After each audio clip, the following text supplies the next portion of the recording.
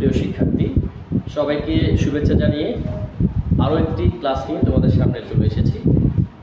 আগামী যে বাংলা বিষয়ের যে মূল্যায়ন, সেই বিষয়ে আরও একটু দক্ষ হয়ে ওঠার জন্য, আরও একটু চর্চার জন্য আমরা আজকে যে বিষয় নিয়ে আলোচনা করব, যে টপিকটা নিয়ে আলোচনা করব, যে শব্দের অর্থ। আমরা জানি শব্দের অর্থের বিভিন্ন রূপ আছে। সেই সাথে ব্যাকরণের আরও একটা টপিক, যে বাক্য নিয়েও একটু আলোচনা করব, যে গঠনগত দিক থেকে সরল বাক্য, জটিল বাক্য, যৌগিক বাক্য আসলে কীভাবে চেনা যায়, আর একটু ভিতরে ঢুকে চেষ্টা করবো। আমরা তো এটা নিয়ে অনেক পড়াশোনা করেছি, তাই না? আমি মনে করি তোমরা অবশ্যই ভালো শিখো। শুধু বসে না থেকে নিজেদেরকে আরেকটু ঝালাই করার জন্যই আরও একটি ক্লাস নিয়ে তোমাদের সামনে হাজির হয়েছি। তাহলে শব্দের অর্থটা কি?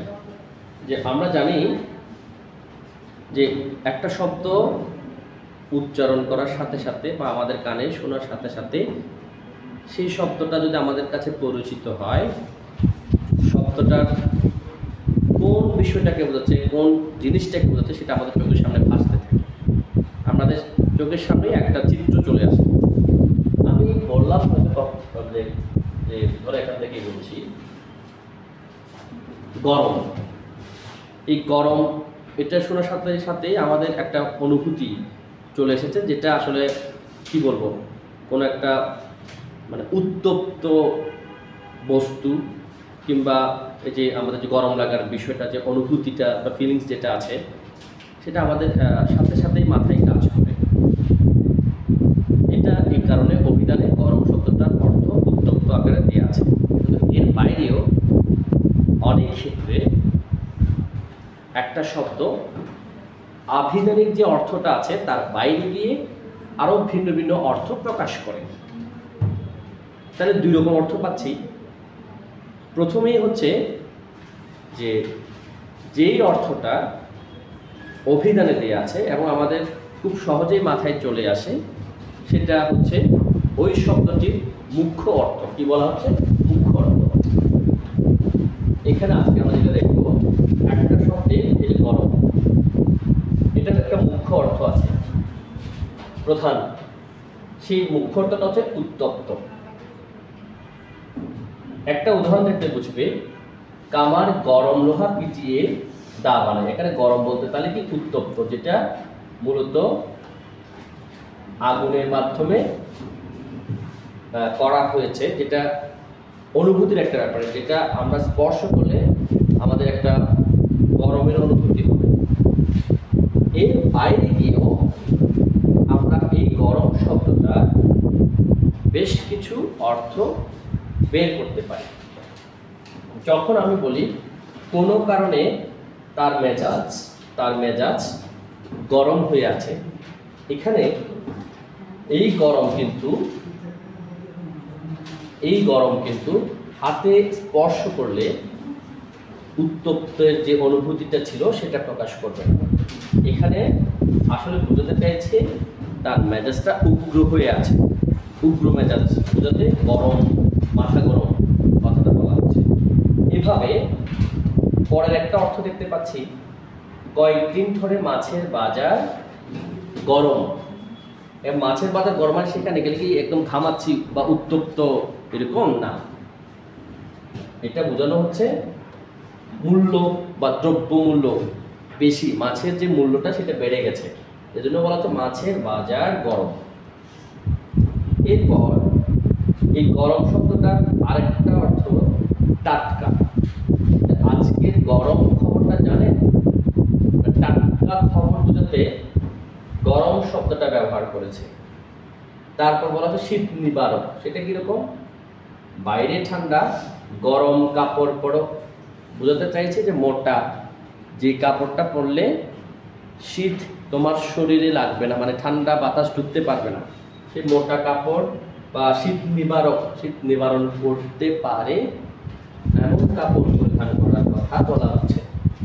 তাহলে আমরা শব্দ দেখলাম এতক্ষণ, একটা হচ্ছে কি গরম। সেই গরম শব্দটা বলার সাথে সাথে আমাদের মাথায় যেটা প্রথমে আসবে সেটা হচ্ছে মুখ্য অর্থ। এর পাশাপাশি আমরা আভিধানিকভাবে আরও যে সমস্ত অর্থ দেখি, মানে আমরা ব্যবহারিকভাবে যে সমস্ত অর্থ দেখি সেটা হবে গৌণ অর্থ। তাহলে আজকে আমরা জানবো হচ্ছে শব্দের অর্থ কি। এই যে সাধারণভাবে শব্দের একটি মূল অর্থ থাকে, একে বলা হয় মুখ্য অর্থ। যেমন কাটা শব্দ দিয়ে মূলত বোঝায় কোনো কিছু কেটে ফেলা। এখানে কেটে ফেলা হলো কাটা শব্দটির মুখ্য অর্থ।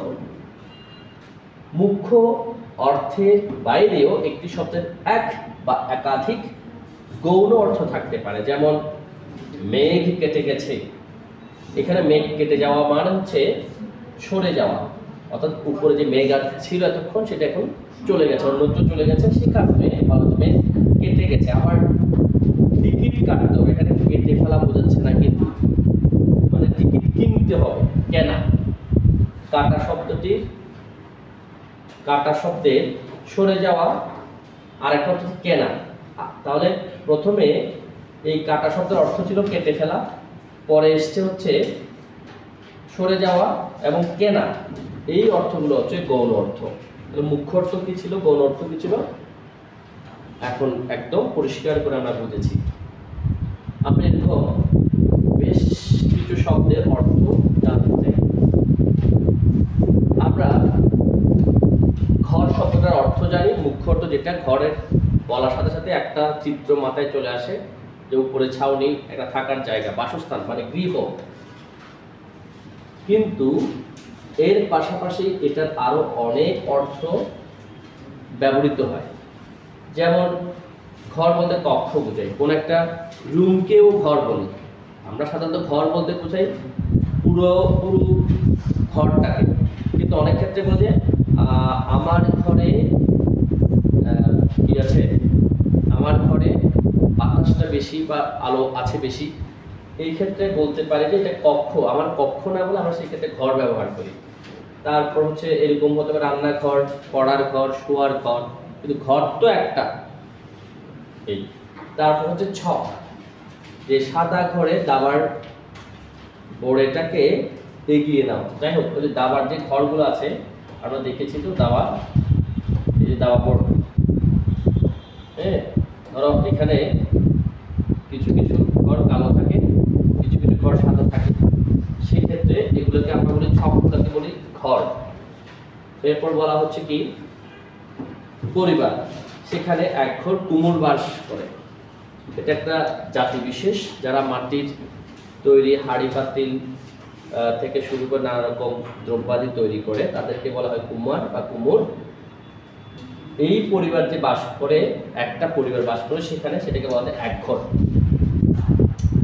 তাহলে কি বুঝলাম, ঘর শব্দটার মুখ্য অর্থ একটা, কিন্তু এর বাইরে গিয়ে ঘর শব্দটা আরো নানা অর্থে ব্যবহৃত হয়, আর সেই অর্থগুলোকে বলা হচ্ছে গৌণ অর্থ। আমরা কি এটা জানি যে মুখ্য শব্দের অর্থ হচ্ছে প্রধান, আর গৌণ মানে হচ্ছে অপ্রধান, অর্থাৎ প্রধান অর্থ কিন্তু গৃহ, আর অপ্রধান যেটাকে বলছি অনেকটা, এটাকেই এখানে গৌণ অর্থ বলা হচ্ছে। আমরা এবার দেখব পথ। দ্রুত একটু পড়ে যাই। পথ শব্দটার মুখ্য অর্থ হচ্ছে রাস্তা, তারপরে গৌণ অর্থ হচ্ছে হবে উপায়। তাহলে রাস্তা হলে পথের পাশে একটি বিশাল বটগাছ আছে, পাশে পথের পাশে, এখানে রাস্তার পাশে বলছে। আর গৌণ অর্থ হচ্ছে উপায়। সমস্যাটির সমাধানে পথ খোঁজো, অর্থাৎ যেই সমস্যাটা আমার সামনে এসেছে সেটা সমাধান করার জন্য উপায় কোনটা। এইভাবে পথ, বাংলাদেশ উন্নতির পথে যাচ্ছে, পথ বলতে এখানে দিক বোঝাচ্ছে, ওয়ে। তারপরে নাম, মুখ্য অর্থ হচ্ছে নামকরণ, অর্থাৎ তার নাম তারা, এখানে নাম বলতে আসলে তার নামটা কি সেটাই আমরা বুঝছি। কিন্তু অনেক ক্ষেত্রে তার অনেক নাম রয়েছে, নাম শুনেছি, নাম শুনেছি বলতে খ্যাতি, সুনাম শুনেছ। তারপরে বৃষ্টি থামার নাম নেই, নাম বলতে এখানে তাহলে কি লক্ষণ নেই। কাজের নামে শুধু ঘোরাঘুরি, নামে মানে বাহানা, কাজটাকে বাহানা করে সে ঘুরছে। এরপরে আমরা দেখতে পাচ্ছি ভার। এই ভার শব্দটাও যেটা সাধারণত প্রথমে উৎকর্ত হয় কি গৌণ ওজন, যে বস্তাটার ভার অনেক বেশি। এর বাইরে আরো চারটা গৌণ এখানে দেওয়া হয়েছে। গম্ভীর বা কোনো অসন্তুষ্টি প্রকাশ পায় এ ধরনের চেহারা করে রেখেছে। তারপর ঋণের ভারে লোকটি জর্জরিত, এখানে ভার তারা চাপ বোঝায়, কারণ অনেক টাকা তার লোন বা ঋণ হয়েছে, সেই ভারে লোকটি এখন জর্জরিত হয়ে আছে। দায়িত্ব, সংসারের ভার সে একা টানছে, এখানে দায়িত্ব বোঝায়। দুঃসাধ্য বোঝাচ্ছে এই বেতন 4 মাস চালানো ভার। তাহলে আমরা এখানে বেশ কিছু শব্দ দেখেছি, যে শব্দগুলোর একাধিক অর্থ আছে। কথা হচ্ছে আমাকে প্রস্তুতি নেওয়ার জন্য আসলে কি করতে হবে। তোমাদের প্রতি আমার সেই সাজেশন থাকবে, ওই যে বিভিন্ন বাংলা ব্যাকরণ বইয়ে কিছু এই ধরনের শব্দ দেওয়া থাকে, মুখ্য অর্থ, গৌণ অর্থ। বিশেষ করে একটা বইয়ের নামই বলে দিতে পারি, যে ভাষা শিক্ষা। ঠিক আছে, ভাষা শিক্ষা বইটা আমরাও পড়েছি, এটা লিখেছি, একটু কঠিন হয়ে যাচ্ছে লেখাটা।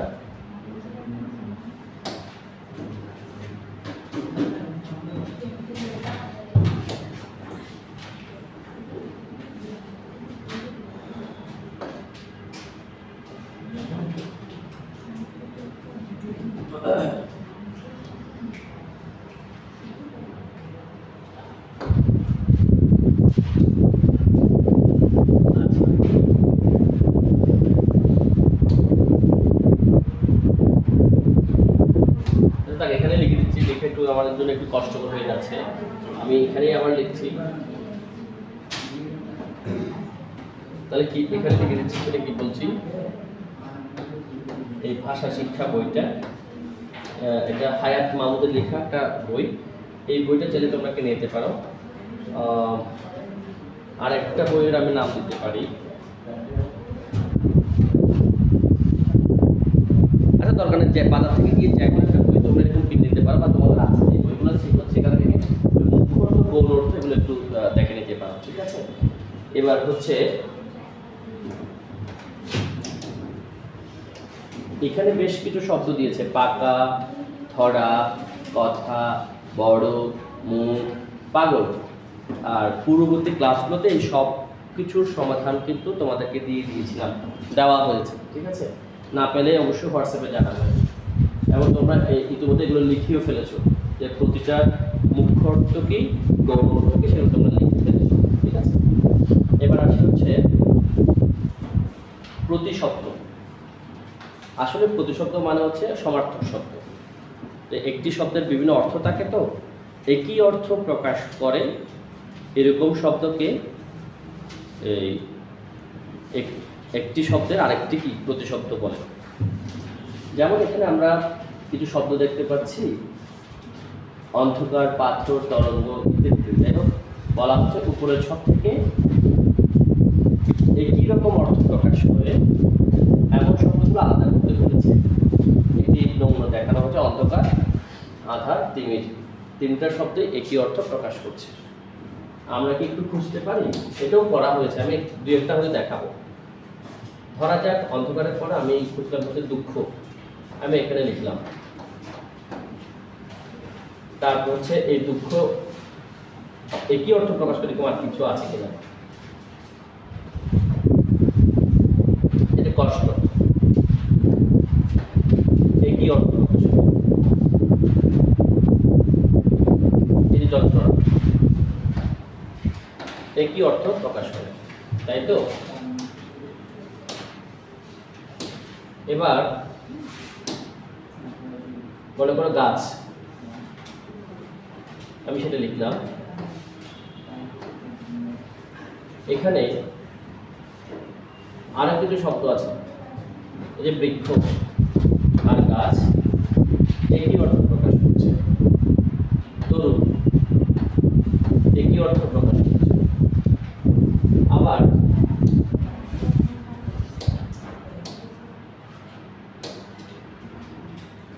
কুল, সেটা লিখলাম। এই কুল শব্দটা তীর একই অর্থ প্রকাশ করে, পার একই অর্থ প্রকাশ করে। আমি আবার বলতে মন্দ, এটাকে বলা হচ্ছে এখানে খারাপ, নিকৃষ্ট, একই অর্থ প্রকাশ করে। মন্দ, খারাপ, নিকৃষ্ট, তাই তো? চাঁদ, এটা এখানে শশীকে প্রকাশ, একই রকম অর্থ প্রকাশ করে। তারপরে চন্দ্র, একই অর্থ প্রকাশ করে। আসলে তোমরা নিজেরাই বুঝতে পারবে, এগুলো পড়ানো হয়েছে, তাই তো? আমি একটু সামনে দিকে যাই। তাহলে সমার্থক শব্দ কি? এখন এটার জন্য একটা সাজেশন তোমাদেরকে দিয়ে রাখি। ওই যে বইটার কথা বলেছি, তোমরা এরকম আরো কিছু শব্দ এখানে বইয়ের বাইরে গিয়ে অবশ্যই শিখতে হবে। আমরা সেটাই লক্ষ্য করছি, শুধু বই ভিত্তিক পড়ে থাকলে হবে না। আমাদেরকে এখানে আসলে কিছু নমুনা দেখানো হয়েছে। আমরা নিজেরাই এরকম জানি, আসলে নিজেরা অনেক কিছু জানি যে একটা শব্দের অনেক অর্থ আছে, সেটা এরকম আমরা ছোটবেলা থেকে অনেক পড়ে এসেছি, তাই না? এগুলোই হচ্ছে প্রতিশব্দ, অর্থাৎ যেগুলা একই অর্থ প্রকাশ করবে সেগুলোই প্রতিশব্দ। আমার যে মূল্যায়ন, সেখানে কিভাবে এই বিষয়টা আসতে পারে? হতে পারে তোমাকে একটা কথোপকথন তৈরি করতে দিয়েছে, হতে পারে একটা অনুচ্ছেদ তৈরি করতে দিয়েছে, হতে পারে তোমাকে একটা প্রবন্ধ লিখতে বলেছে। যেটাই লিখো না কেন, সেখানে তুমি যে শব্দগুলো ব্যবহার করবে তোমাকে চিন্তা করতে হবে সেই শব্দগুলোর যেন প্রতিশব্দ তোমার জানা থাকে।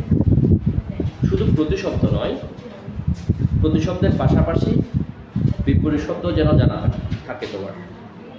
কারণ তোমাকে পরবর্তীতে আবার জানতে চাওয়া হবে উপর তোমার যে লিখিত অনুচ্ছেদ বা কথোপকথন বা প্রবন্ধ, তোমার সেই লেখা থেকে 5টা বা 10টা শব্দ তুমি খুঁজে নাও, যেই শব্দগুলোর 1টি বা 2টি করে প্রতিশব্দ তুমি লিখো। আবার বলতে পারে এই শব্দগুলো 1টি বা 2টি করে বিপরীত শব্দ লিখো। তারপর বলতে পারে যে প্রতিশব্দ বা বিপরীত শব্দগুলো লিখেছ, সেখান থেকে তুমি আবার 5টি শব্দ খুঁজে নাও, যেই শব্দ নিয়ে তুমি 5টি বাক্য তৈরি করবে। তারপর বলতে পারে এই যে 5টি বাক্য তৈরি করেছো, সেখান থেকে একটি সরল বাক্য, একটি জটিল বাক্য কিংবা একটি যৌগিক বাক্য তুমি খুঁজে দেখো বা বের করে লিখো। বুঝতে পেরেছো? এবার আসি বিরাম চিহ্ন। সেই বিরাম চিহ্নগুলো এই রকম প্রয়োগ হতে পারে। তুমি যে অনুচ্ছেদটা লিখছো, তুমি যে কথোপকথনটা লিখছো, সেখানে তুমি অনেক বিরাম চিহ্ন বা জ্যোতি চিহ্ন ব্যবহার করেছো। তোমাকে প্রশ্ন করা হতে পারে যে তোমার লেখা যে অনুচ্ছেদ, সেখান থেকে তুমি 10টি বাক্য নির্ধারণ করো বা 10টি বাক্য তুমি আলাদা করে লিখো। সেখানে বিরাম চিহ্ন সহ সেগুলো লিখতে হবে। তারপর বলবে এই বাক্যে যে বিরাম চিহ্নগুলো ব্যবহার করেছ তার কারণ কি, মানে কি কারণে। ধরা যাক তুমি একটা কথোপকথনে একটা প্রশ্নবোধক চিহ্ন দিয়েছ যে আপনি কেমন আছেন, কথোপকথনের মধ্যে তুমি ডায়ালগের মধ্যে সেটা বলেছো, তারপর প্রশ্নবোধক চিহ্ন দিয়েছ। এখন তোমাকে জিজ্ঞেস করবে এই প্রশ্নবোধক চিহ্ন তুমি কেন ব্যবহার করেছো। সেটার উত্তরে তুমি বলবে হ্যাঁ আমি জানি, কোনো কিছু জানতে চাইলে সেই বাক্যটাকে বলা হচ্ছে প্রশ্নবাচক বাক্য। আর প্রশ্নবাচক বাক্যের শেষে প্রশ্নবোধক চিহ্ন অবশ্যই দিতে হয়। এবার আশ্চর্যবোধক চিহ্ন কেন ব্যবহার করা হয়, কমা কেন ব্যবহার করা হয়, দাড়ি কেন ব্যবহার করা হয়, কোলন, সেমিকোলন কিংবা ড্যাশ, হাইফেন কিংবা বিন্দু চিহ্ন কেন ব্যবহার করা হয়, তার ব্যবহার সম্পর্কে আগে তোমাকে জানা থাকতে হবে। আমরা সেই বিষয়গুলো নিয়ে একটু জেনে রাখলে ভালো, তাই তো? তাহলে বিরাম চিহ্ন এটা একটা মাথায় আসে।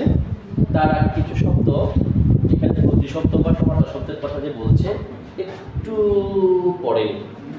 অকাল, অসময়, অবেলা, দুর্দিন, অশুভ সময়, দুঃসময়, এগুলো হচ্ছে তার প্রতিশব্দ বা সমার্থক শব্দ। অতিথি, মেহমান, অভ্যাগত, আগন্তুক, নিমন্ত্রিত, আমন্ত্রিত। কুটুম, অভাব, অনটন, দারিদ্র, দৈন্য, দীনতা, দুরবস্থা, অসচ্ছলতা। আইন, বিধান, কানুন, ধারা, নিয়ম, বিধি। একতা, ঐক্য, মিলন, অভেদ, অভিন্নতা।